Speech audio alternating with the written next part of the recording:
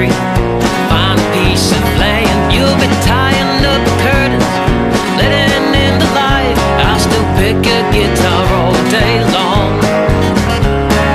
Anything you want, anytime you need, 'cause I can't start to figure out where I wanna be without your crazy, without your crazy, crazy love. Well, what is to Danish Canadian Content. This is DCC Productions, live from the factory girl on the Danforth. I'm the Moose, and today we're talking to Dan and John from Big Otter Creek. And the reason I paused there was because I also had Cowboy Buddha Band in my periphery as well. So I'll come to that. I'll come to that in a second. But in terms of that sort of Big Otter Creek in the first instance, we saw you in the Horseshoe a little while ago.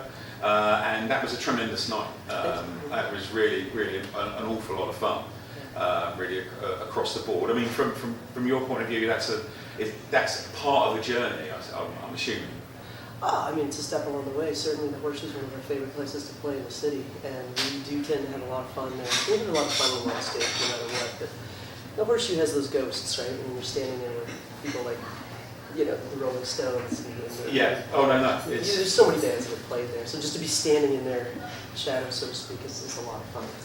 And from that point, we were there for your CD release previous year, I think. Probably that. Yeah. So that goes back a little bit, I know. But in terms of then sort of new material as well for you guys, I mean, is that an evolving process over time for you? Because it's funny you mentioned it. We're going to have an album released December 15th as a part of a 4-band lineup at the Horseshoe. Really? We're making a habit of releasing our stuff at the shoot. Okay, well that's excellent. December 15th and then the Horseshoe for the release party. Excellent. Okay, well I'm already putting dates and times in as we're going through this, so that will work well. So. Again, to a similar point of view then, have you did the last Horseshoe show and the others then allow you then to road test that material, or is this some stuff you've had for a while in play? Well, by road test, I mean, we've never actually toured. We've played a few out-of-town gigs, but for the most part we've been focusing on the GTA, and it's a cost-benefit sort of thing. A large percentage of the population of Ontario and a large percentage of the population of Canada is in the Golden Horseshoe, so it's low-hanging fruit. We get out there and do what we got to do and get in front of as many people as possible. Right now, this is the most cost-effective place to do that. Yeah, no, I get that, because I think if I'm right, you were playing the Hideout and some of the later shows for. We'll be playing the Hideout later tonight. You're going to be playing the Hideout later tonight. And by later, I mean 4 a.m.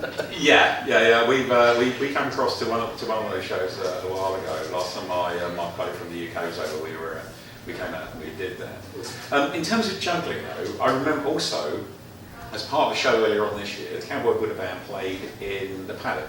That's right. If I remember rightly. Yeah. So how does that juggle? I mean, from that point of view, how do you juggle between both of those?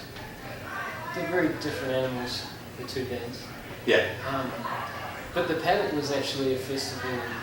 I think it was the Music City North Festival as well. So Big Otter Creek were playing the Hideout show, and then the Cowboy Buddha Band were doing the Paddock show, which was quite nice. And it's largely different material and a different approach, so they can coexist well. They don't clash. So just allow you to experience different pieces. Yeah, and sometimes they share members. The drummer in the Cowboy Buddha Band was the drummer in Big Otter Creek, so it's kind of a family thing as well, Yeah, well, I'm right sort of thinking there seems to be some morphing here. I mean, not just from what you were saying there, John, as well, but in terms of sort of the number of people involved. Is there a definitive number in Big Otter Creek, or is that an evolving process, or is there a core and then a? I don't want to say we grew up, but we certainly got bigger. Our sound, the number of people on stage. We've become a 5-piece now with the addition of a tremendously talented lead guitar player. And I say tremendously tongue-in-cheek. That's not a shot at Trump. No.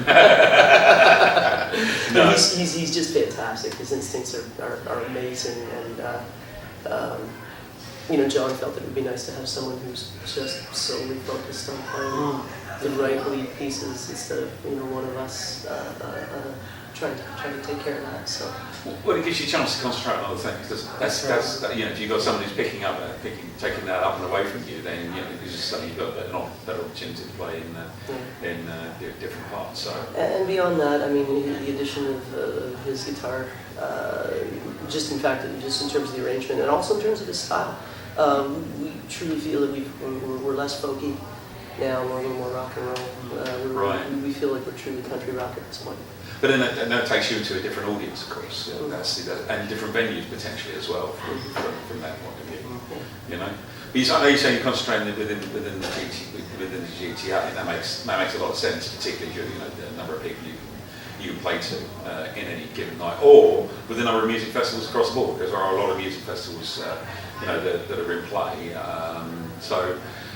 From that point of view, though, losing the hideout is closing, sadly, isn't it? And that's been a big part. That's a big part of what we've been doing. That's a loss. My understanding is they may replace that with something else as well. May go somewhere else. I think was the hope. Absolutely. I mean, there's no replacing the hideout. I believe, and I don't mean to sound bitter or jaded. I am disappointed at the choice of business that the new landlords are putting in there. I feel like we're losing some culture, and we're losing some fun, and we're losing some cool when the hideout goes away and gets replaced by, I don't know, the rumor is it's a Taco Bell and a Starbucks. And I don't know that the city needs another taco place or another coffee place. But what we do need is the live music venues that we get to play. Well, and I think it's not just the live music venues. We're losing a lot of venues in the GTA generally. There was a tremendous bar called Barvolo up on just north of Wellesley on Yard, and that's been there 28 years, and that closed down recently, and it's going to have that'll be a surprise, some condos thrown up there instead, and it's just the loss. I mean, they're trying to relocate, but it's pushing that business away and changing and morphing. What the city looks like is very difficult and very tough to sort of operate. Yeah, we're all very disappointed, and we know that the Good Brothers are going to come back bigger and stronger than ever in a new location. But it wasn't necessarily by choice. Not to say that it wouldn't have happened eventually, but I would have preferred that they did it on their terms as opposed to on the landlord's terms. Yeah, no, I couldn't agree more. We're seeing that sadly increasingly. So, new album's coming out in December? Yes. Yep, okay. So, talk a bit about, I know you're saying you've developed, sort of grown up as a band, and also changed with bringing. So, your new material, does that represent you more now as a sort of a country rock kind of environment in a better way? The songs are always there, but a lot of the songs we've been playing for a while, but the new lineup has changed them for the good. Right. It's amazing. The addition of the new drummer and a new guitar player, it's amazing what they add, how important that is to the sound.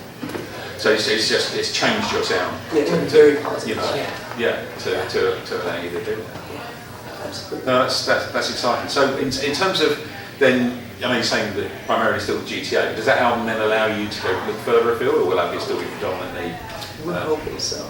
We're hoping so. The EP cracked the top 10 a couple of years ago. In the folk roots blues, I think we peaked at number 8 was the last I checked on that chart. So that was really encouraging. People really did like the material that we were playing. So we're hoping for the next step. We're hoping to crack the main chart and attract enough attention that we will be able to go on some tours and maybe stretch beyond Ontario. Well, I think in terms of that, there's a growing number. They're diminishing really in Ontario, which is sad, but there's still an awful lot of really good country rock folk festivals as well. Outside and across Canada. So and it takes time to actually embed music with people. So we've been talking about people. 6 months after the release, what about some new music? But it takes 2 years to actually play that to the audience in the first place, given the size and the scope of Canada, and just the audience you're trying to get to, so it really is a much bigger piece than that. Well, we're fortunate to be in proximity to one of the largest and most densely populated areas in North America. Yeah. And that plays very well for us. It would be tough if we were in, say, Red Deer, Alberta, and we had to make all those trips home to the West Coast and the East Coast. And there's nothing wrong with the prairies. It's a beautiful place. Logistically, it's a challenge for bands. Yeah, no, it's funny because we were talking to somebody who really wanted their version of success recently was to go home and play their local folk festival, which was big locally, but would have taken an enormous jump to have actually got to that point. Interesting. Yeah. Yeah. So it's again, it depends on what you look at the success with. But playing to sold out Horseshoe Towns is a really good way of doing. Yeah, it just feels good. It's a tremendous place. We publish top 5 albums of the year. Okay. We also do top 5 gigs of the year, and these are very eclectic, right? So they're our choice in terms of where we were and what we did. But I can tell you now, the best gig of the year was Gordon Downey and the Hip in the Horseshoe. Wow. And I literally just edged myself in, got through the door, got a couple of beers, and just watched the Hip gig in, not obviously just beating it into the Horseshoe, but that in its own right was just the best feel, the best atmosphere, the best, and we don't have to look at anything. It will be the best gig we have seen this year, and there was no live band on stage to look at. We're looking at the screen, yeah. But it's that kind of emotion is really powerful for us, and you don't get that. You can connect, John. I think you probably agree with me on this. You can connect to a much deeper level, to a much higher degree, in a small room with people that you can actually see, you can actually talk to, you can actually, your eyes lock, you can have a conversation on and off stage. Not ever having played a place like the ACC or anything large like that, I can only imagine. But I wouldn't be the only musician who said that very thing. No, again, I think as bands come through Toronto, if they were able to turn around and say, yeah, we want a local band, we want someone up on stage who represents us, then I think that would be phenomenal. We saw a few years ago we went to see Green Day in the ACC. Okay, I wasn't supposed to be there, but everyone else was sick, so tough. I got it's not exactly a short straw to go to see Green Day in the ACC. So we go along and see them. They're absolutely wonderful. The support act, garbage. And they walked on. There was no contact. There was no reference point. There was nothing going on. It was just, we're going to turn up and go through them. And they literally went through the motions, and then they left the stage. At that point, I think they're treating it almost like a job. Well, that was exactly it. That was exactly it. And it was such a shame because they could have picked any one of 25, 30 bands out of Toronto to have actually supported Green Day, and they would have been blessed, appreciate it, and done a great job from their point of view. And I think this is where if people genuinely want, and there's a big piece in the Now magazine this week about what does Toronto want to be? Does it want to be a music city? If so, then you've got to change some things, right? Yeah.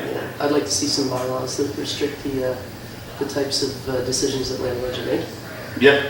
That would, and I hate to go back to that hideout, but I mean, again, if we keep losing the live music venues, where are we going to play? Well, I think that's the key. I mean, Toronto is blessed with so many good, really good live venues, and it's got some really good promoters trying to make sure that works. And some good, really good, small to medium-sized festivals. And Music City North, for me, is a very, very good place to be. From that point of view, really like what Jimmy does with the festivals there. Wavelength, is another one. Swim Fest is another one on top of that. But to build, to have this, to sort of sell out audiences is tough. There needs to be some kind of support locally that really makes that work, from that point of view. Okay, and talking about the music piece and talking about Music City North, going back to the paddock gig when the Cowboy Wood Band were playing as well. From that point of view, it's also about venues trying to make the most of what they can, because I'm not sure if it was the night I think I may have been in there both nights, but there were actually competition with a birthday party going on at the back of the show. It was that night, wasn't it? Yeah. So you had this amazing sort of combination going on where you're actually playing to potentially brand new people. Yeah, that's right. You really are, and that happens in lots of places too. Yeah, and then you get this amazing sort of feedback, and it's people will walk away with the music in their heads. It's an amazing thing that if you mix the audience, you can actually achieve what you want. Almost accidentally, in some cases through that. We're certainly constantly looking to expose our music to new ears, different people, different demographics.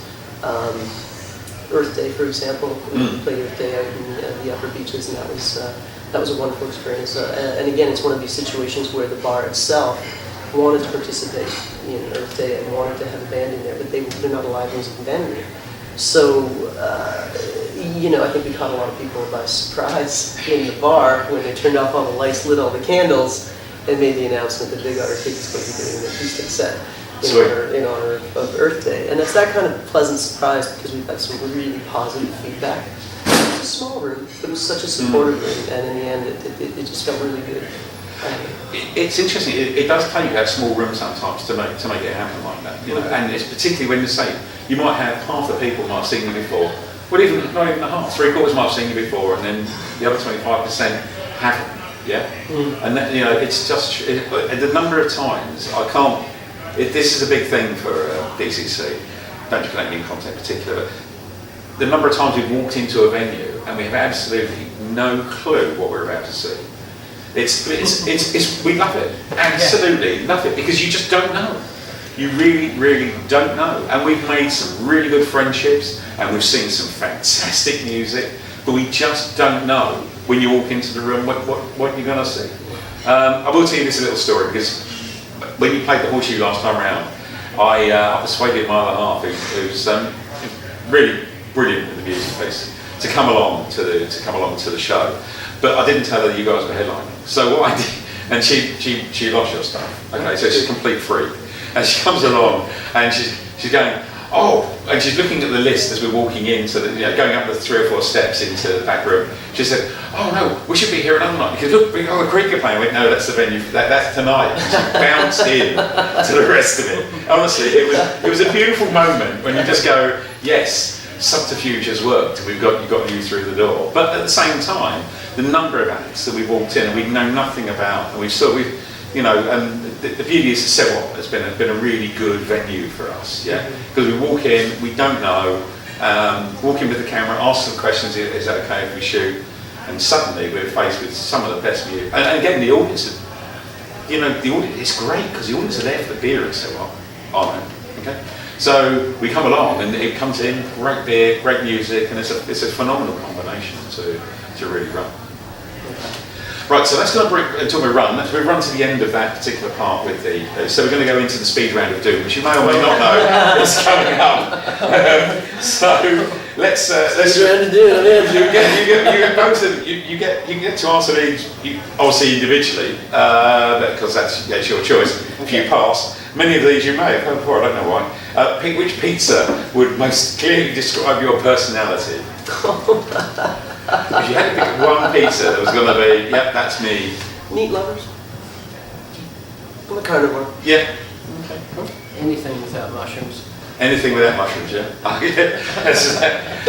That's brilliant. We did have somebody who, again, there's no wrong answer in this, who did say originally mushroom and olives, because that's all they eat on a pizza. So that was a good choice too in so many ways. Okay. If we had to choose, we've lost a lot of, sadly, and I mean that sadly, a lot of musical celebrities this year, but if we had to lose one of the following, then which one's got to go next? Van Morrison, Johnny Rotten, Kanye West, Bob Dylan, or Sting? Oh. You can answer this one. Well, ideally everyone lives forever, right? That's absolutely true. I would so much love that to be true. I guess I'll say Johnny Rotten. Johnny Rotten. So you're not the first person to have picked one. No, I'm struggling to think of what he's done recently. So maybe his contribution has waned. That was exactly the previous. That's a great call. That's a great call. Right. He actually swore at me once. So that was one of my only claims to fame was he swore at me once. Actually, he called me a fucking hippie for the camera. That's what he did, because my hair was quite long, and so you'd say the same thing. I wasn't where I was supposed to be. I was at punky, right? So I was a punk as well as the other stuff. So if you had to choose one horse-sized duck or 100 duck-sized horses, Where would you go with that? So you've got 100 teeny weeny horses, Okay. duck-sized, or one horse-sized duck. My opinion is skewed because there's a big duck behind it. For that reason alone, it just jumped in my head. I'll go with the horse-sized Horse-sized duck. duck. Okay, fine. That would be easier to manage. A horse-sized duck. Yeah. How many little horse ducks? 100. 100 of them? Yeah. It's probably too much effort for what it's worth. Again, previous answers have included the horse-sized duck simply because to get my gear around was actually one of the answers as well. Which was sort of saddle it up and ride it off like some ostrich. Hamsters or tarantulas? Oh, hamster. I'm not an Yeah. guy. No, not a tarantula That's an fan. easy one. There's a story I'll share afterwards. So right, should Canada Goose Nuggets be an option at McDonald's? If the population gets out of control, I would say absolutely yes. Yeah, okay, understand that. Okay, I'm going to change this one slightly. Oasis or Blur? Oh, can you go first on this one? You know, Joel would really like us to say Blur. Yeah, but I'm gonna go Oasis. He's an Oasis. Noel Gallagher is one of my favorite musical personalities. Is no one as opposed to Liam, or? As opposed to Liam. No, there's an old show I used to listen to when I used to drive from CFNY. It was one of the morning shows, and it was a segment called "What the fuck is Noel Gallagher saying?" They would play an excerpt, and he would just be mumbling on about Robbie Robinson or somebody, or the guys from Blur, or, whoever was pissing him off at the time. And you know that the interviewers were always poking him, like, you're poking the bear. You know he's going to say something just perfectly suited for radio and for rags, music rags and stuff. So, yeah, I love him. Oasis it is. Okay, fair enough. Have you got a little story about that to share as well later? And then the final one for us is, which vegetable would best describe Toronto? I'm looking forward to this one. It's the carrot. You flip it upside down, and it looks just like a CN Tower. Okay. You put some thought into that. I think about carrots all the time. Which might be an appropriate moment to say thank you very much indeed to Big Otter Creek for this evening. What we'll do is you will see the details of the Big Otter Creek's site, etc. will always be up in the credits, as will thanks to Factory Girl and George, to Angelo and Yestin, and obviously details of the DCC site will also be included in there as well. Thank you very much indeed. Thanks for Goodbye. having us.